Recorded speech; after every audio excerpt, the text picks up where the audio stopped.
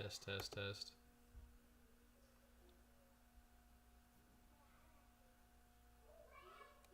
Test, test, test. Alright, let's go live on the gram. See what kind of trouble we can stir up.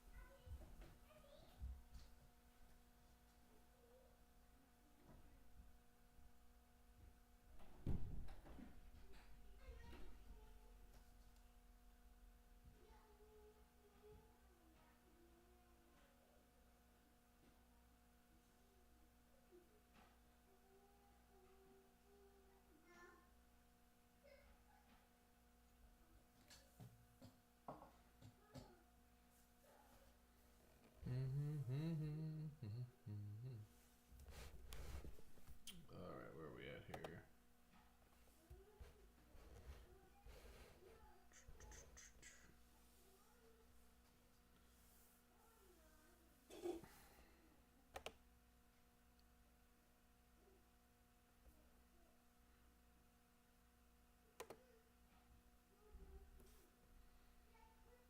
Eggers, you're quick.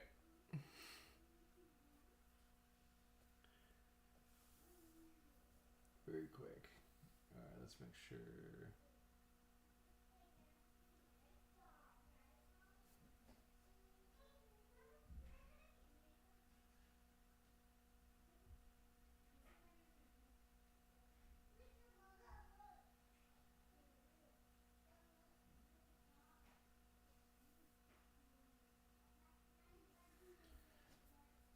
Alright, we're live on the Insta. Notifications on, baby. Can a slow oxidizer just do with veggies and protein, or do they need grains? Honestly, you can do just veggies and protein. As long as you're eating plenty of root vegetables. Some people, that's what they do best off of. Also, it depends if you're, I would say that's especially true with people in 4 lows. So, people in 4 lows especially do best off if they're just eating veggies and protein. But it depends. 4 lows is a sign that you're not able to handle carbs as well, because there's like candida problems a lot of times and stuff in 4 lows. And some people can handle grains better than others. But yeah, I think just doing vegetables and protein is perfectly fine. Just make sure you're eating plenty of starchy vegetables. You know, I would have yam at least once a day if you're going to do that. Yam or sweet potato. Those are probably the 2 highest carb vegetables. And yeah, that's what I would do. Yeah, there's other ones too. You can have like rutabagas, things like that. Even some white potatoes, even though potatoes aren't technically a vegetable, you can have a little bit of potatoes if you can handle them. Although potatoes are usually just as hard. They usually spike your blood sugar just as much, or if more than grains. Like potato chips, for instance, really spike your blood sugar. So you might want to stay away from potatoes, like white potatoes as well. But yams, sweet potatoes, have those at least once. You can even have them twice a day if you're not going to do any grains. And that's what some people feel best off of. And that's perfectly fine. What's up, guys? What's up, Leonard? Barracuda. And Zoder Barracuda. I'm not gonna pretend to understand what that means. But yeah, that's my answer to you about not doing grains and slow oxidation. You're back. I don't know who you are, but you're back. Well, are you angry pepperoni?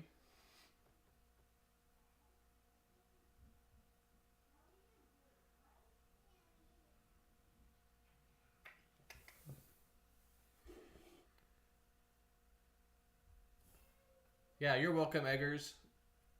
Thank you for the question as well. I always appreciate anyone that's able to hop on and ask some questions. Let's see here. So we got any HTMA updates? I know that Valence recently released Gutbusters.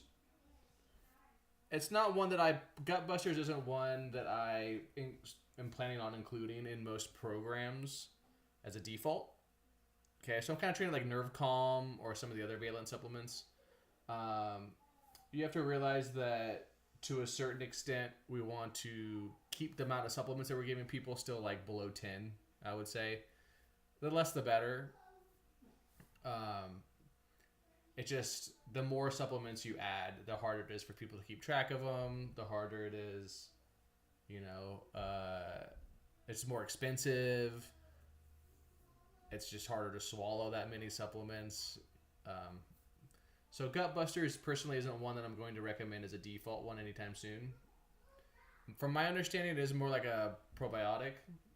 So it'll help like your gut flora. It'll help like heal your gut. So there is some overlap, it seems to me, with the BioFlow Plus.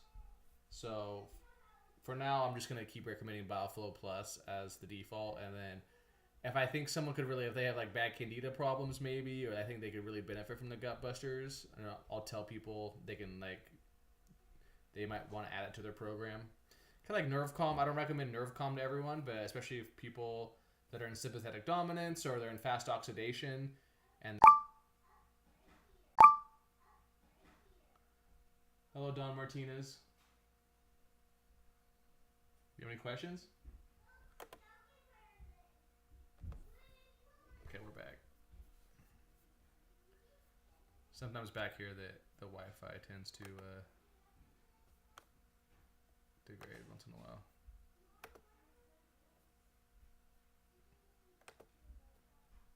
Okay. Any other HTMA? So that's the main thing.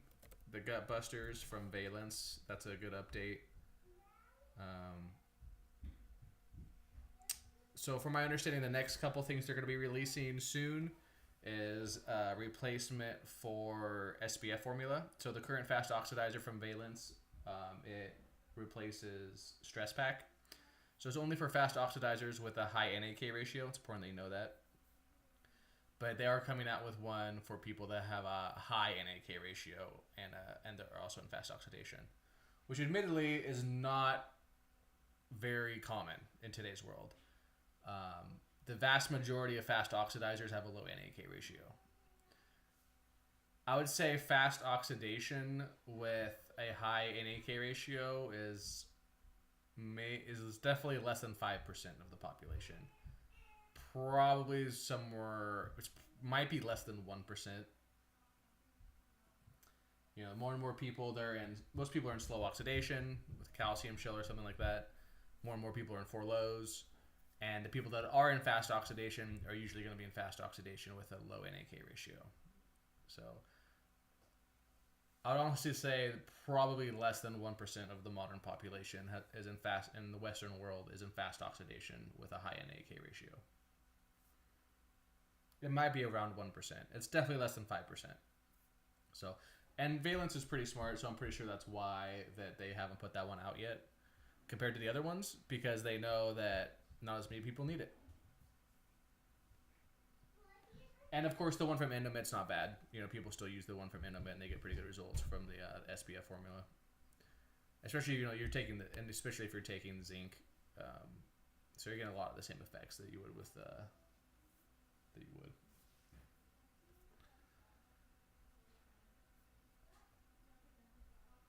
What I'm really looking forward to from Valence as well is a 4-low supplement. You know, specifically target a 4-low supplement. It'll have taurine in it. It'll have lysine in it. It'll have some other things in it as well that are basically all for the 4-lows program. I think that's quite needed. And that honestly, I think that will be one of their most underrated supplements, just because more and more people are in 4-lows, and you know, if we can have a supplement that kind of combines a lot of the things that we recommend to people in 4-lows, like taurine and lysine, along with some other things, I think it'll be especially helpful. That is one I will definitely start recommending as a default. If they introduce a 4-low supplement for people in 4-lows. Are you, Don? You're pretty rare. You are in rare company. Fast oxidation with a high NAK is quite rare. Have you been on the program for a while, or did you start out in fast oxidation with a high NAK? Very few people start out that way. Some people do go into fast oxidation with a high NAK.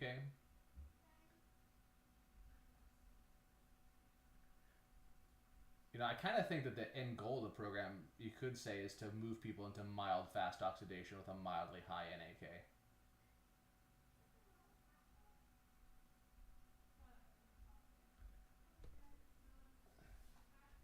Yeah, so you've been on the program 10 years. Wow. But yeah, very few people start out with that. But that's good that that's probably I think that's probably the healthiest pattern. The healthiest pattern is probably mild fast oxidation with a slightly high NAK. Those people usually have the best energy levels, and yeah, I imagine you don't. I don't see it either.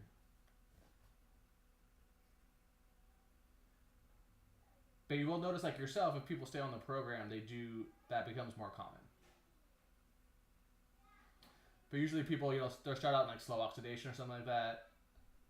They'll go into 4-lows, come out of 4-lows, then they'll go into fast oxidation maybe, then they'll go into, but usually they'll go into fast oxidation with a low NAK ratio, then they'll go back into 4-lows or whatever.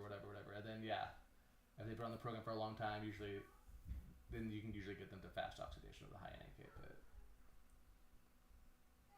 so you're a practitioner, Martinez? You don't see many, as you say, you don't see many clients. I was going to see if I could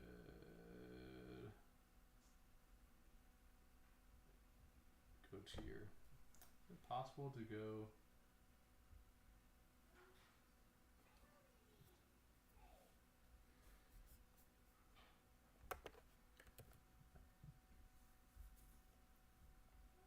yeah, most people start off with a low NAK.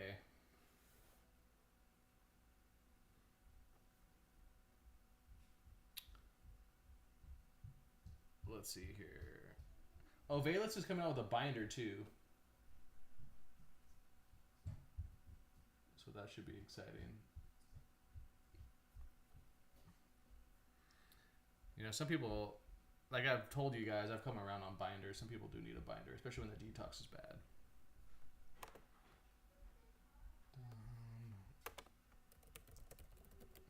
Martinez.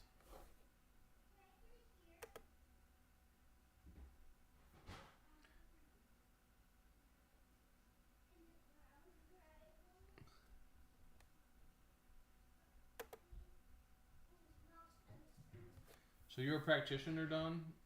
I was going to your Instagram, but I don't see any posts or anything. Do you have a website?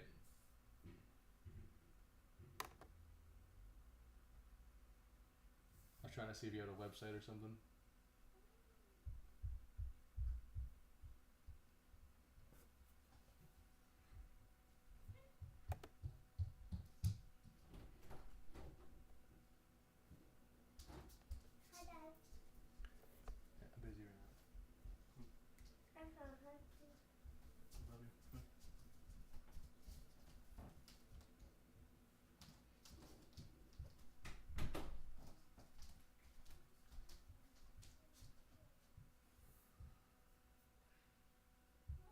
see here.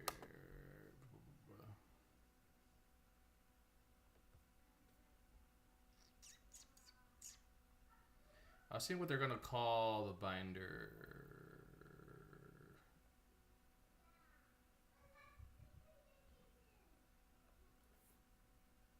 Practitioner website. How do you get clients? You just do it in person? I mean, doing it in person is underrated.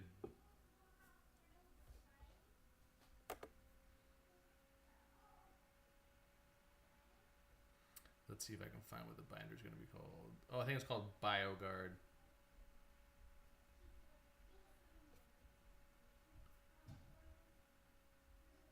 For now, I just recommend Pectosol.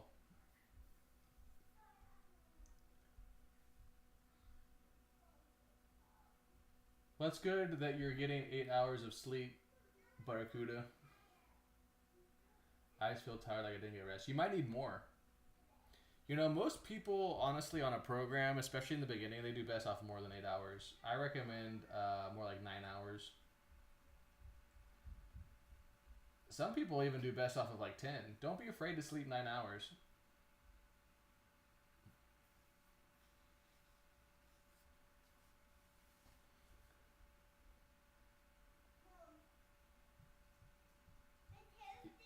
Even 10 in some cases. Does lithium increase zinc uptake? I don't know off the top of my head if there is. I wouldn't be surprised if there was some mechanism.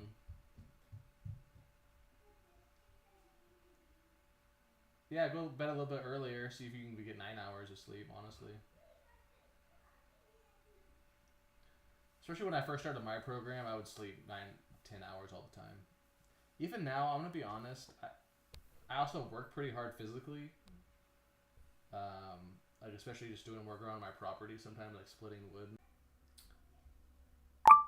Like I would say more intuitive people need more sleep. So part of it is like genetic too. Some people just need more sleep. But nothing to be ashamed of.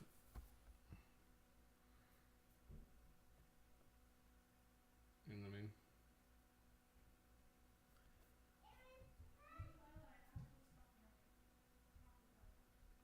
Alright, let's see here. So yeah, we'll try out let's see, what's it? BioGuard. BioGuard is cool. That's going to be their binder. We'll see how more powerful it is than just Pectosol. Sometimes binders can be expensive. So we'll see if it's a good bang for your buck. The EPA DHA is so great for emotions. Am I touching on something that it's supposed to do? I mean, healing in general can do things for emotions. I don't know. Off the top of my head, I don't remember that specific supplement increasing emotions. I mean, most people like notice more trivial things. Like a lot of people notice better skin when they take the fish oil, for example, or they might. But I mean, fats are important for your brain and things like that. So it does make sense that it could help your emotions.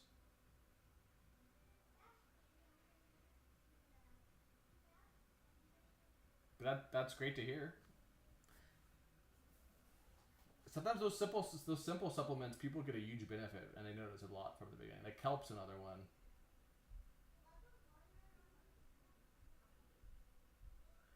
Not increasing emotions, but alleviating depression, kind of.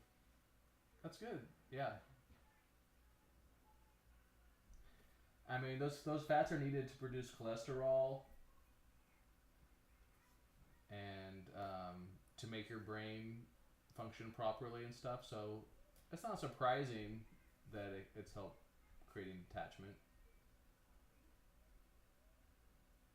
You know, detachment is a little bit tricky. Sometimes detachment can just be like your brain's working better and you're thinking more logically. And so that's kind of manifesting as a sort of detachment. But in reality, you're just kind of seeing the world for what it is more and being more logical about it.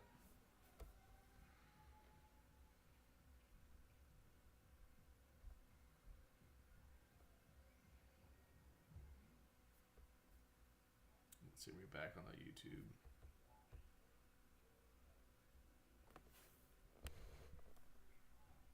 Okay, Zalman, you're back. Can you, let's see here, Thea Queen, 69. Thea Queen, 69. That's a naughty username. Can you explain why zinc would be off the HTMA graph? Increasingly notice what's happening with the zinc matrix supplement.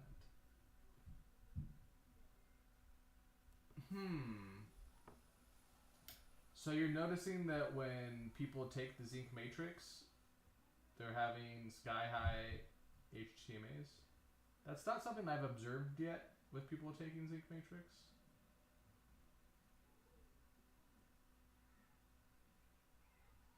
Has this happened with multiple people?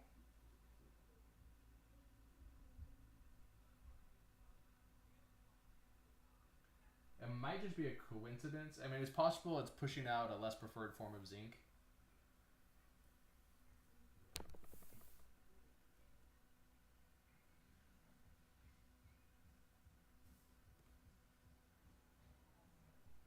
Honestly, if that's happening, you might want to back them off a little bit. Some people, I have noticed some practitioners are recommending too much zinc matrix. Something to be aware of is that you don't need as much of with the valence supplements. So for example, I don't, even if the NAK is super high, I don't go over 112 with the zinc matrix. With the Endomed, I do like 222 would be like my max. But with the valence, you know, I've seen people get their NAK low by, you know, most people will, their NAK will even lower just on one a day. That's all you give. You know, Don, I don't blame you for only giving one. That makes a lot of sense, actually. You know what's a good strategy too that I've kind of been doing with the valence supplements is, I mean, it's hard, it's kind of tricky because people, you know, it's like how up to date can you actually keep people and expect people to remember certain things. But if you can start them off on a higher dose and then just have them taper off like automatic. So for example, like if their NAK is like 5, have them start out on like 1 zinc in the morning and like 2 at night, so they're taking like 3 total. And then tell them, okay, but a month from now, I want you to take only 1 at night. And then, you know, just taper it automatically. That's one thing I've been thinking about with the valence supplements. Because you're right that they do flip everything faster. So you need to be... But that's interesting that it's making the zinc rise.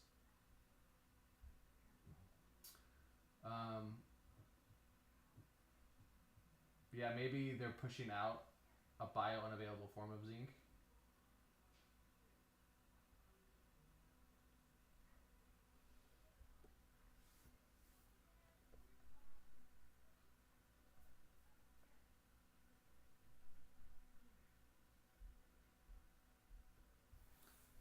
We're on the same page. You're on the same page then, Don. It's because you're a fast oxidizer, the high NAK. It's hard to be stupid with that pattern. Not many stupid people, I don't think, with the high NAK and fast oxidation.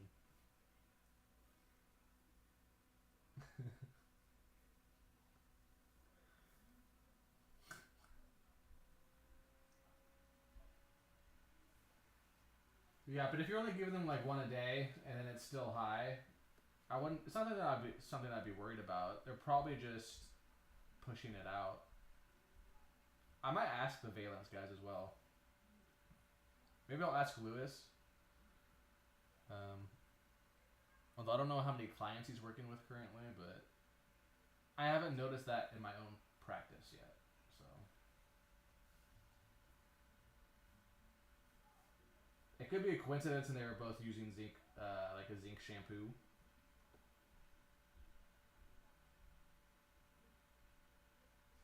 Because sky high zinc, more often than not, is going to be zinc in the shampoo. But it's possible it's pushing it out. I mean, if it's pushing out zinc, it's actually a good thing, right? Because it means it's your body's replacing zinc with a better form.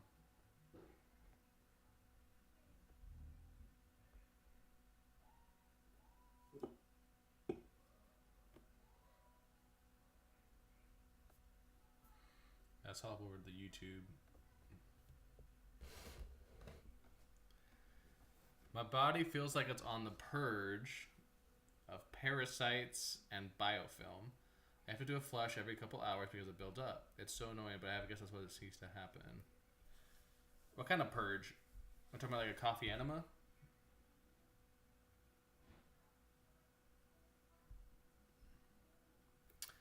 How long does it take for bones to remineralize?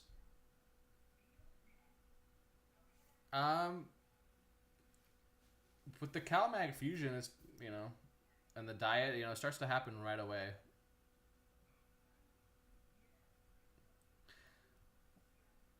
Well, how would you see that your bones are remineralizing? Just because you don't, you know, it might be happening and you just don't realize it. Like, that's a pretty hard thing to know.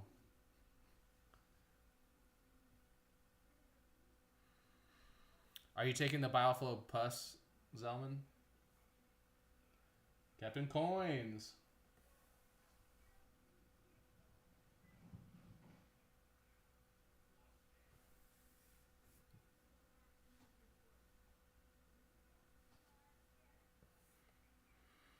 Yeah. Well, are things coming out?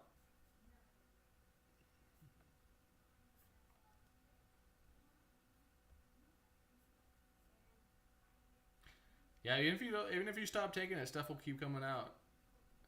If you're actively eliminating things, you might want to bump up the bioflow a little bit. I don't recommend you go more than 222, but you could bump it up to 2 per meal. That's definitely the max that I would recommend, though.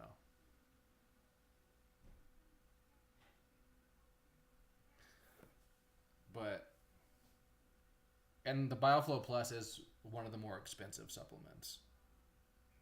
So 222 could be pricey.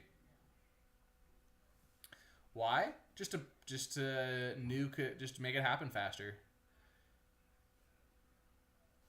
I mean, you don't have to. Obviously, 1 per meal is doing it for you, and you're starting to eliminate the parasites just with 1. But you could consider doing 222 just to make it happen faster.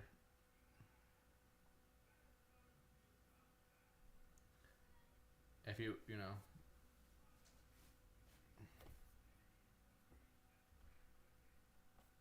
Something to think about.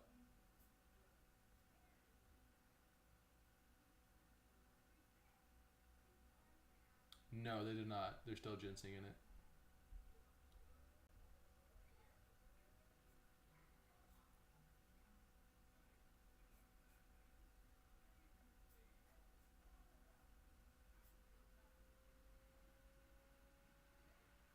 In fact, I have some of the new stuff.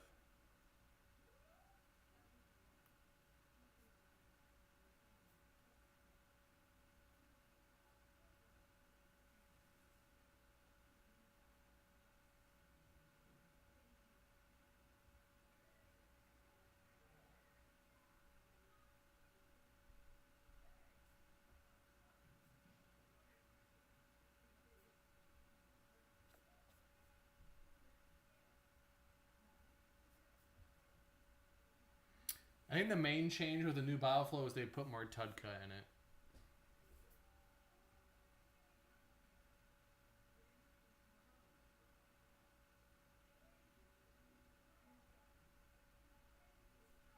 Yeah, if you're feeling extra tired, you know, it's fine to sleep 9 or 10 hours if you need it.